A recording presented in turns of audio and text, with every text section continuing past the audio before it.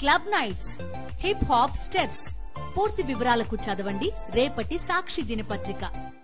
Team India captain Rohit Sharma ఇప్పుడు full కస్ మీద ఉన్నాడు. పరుగుల వరద పారించాలని ఉవ్విళ్లూరుతున్నాడు. భారీ బౌండరీలు, సిక్సులతో బంగ్లాదేశ్ మీద విరుచుకుపడాలని చూస్తున్నాడు.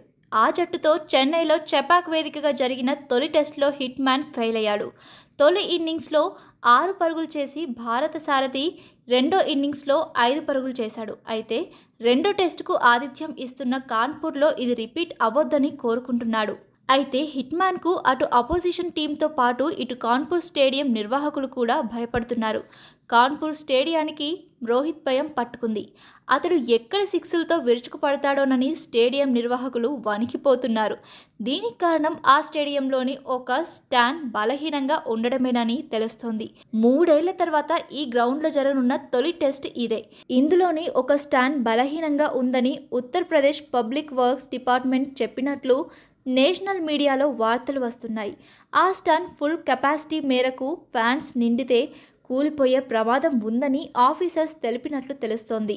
రోహిత్ శర్మ, రిషబ్ పంత్ లాంటి ప్లేయర్లు బిగ్ సిక్స్లు కొడితే అభిమానులు ఎగిరి గంతేస్తే ప్రేక్షకుల బరువును కూడా ఆ స్టాండ్ మోయలేదట. ఈ రీజన్ వల్లే సగం కంటే తక్కువగా టికెట్లు అమ్ముతున్నట్లు సమాచారం. Kanpur stadium balcony C situation ఆందోళనకరంగా ఉందని, మ్యాచ్ టైంలో దాన్ని మూసివేయాలని యూపీ క్రికెట్ అసోసియేషన్ను ఇంజనీర్ల బృందం హెచ్చరించిందని సమాచారం. ఈ స్టాండ్కు వెంటనే మరమ్మతులు చేయాలని ఒక ఇంజనీర్ చెప్పినట్లు నేషనల్ మీడియాలో కథనాలు వినిపిస్తున్నాయి.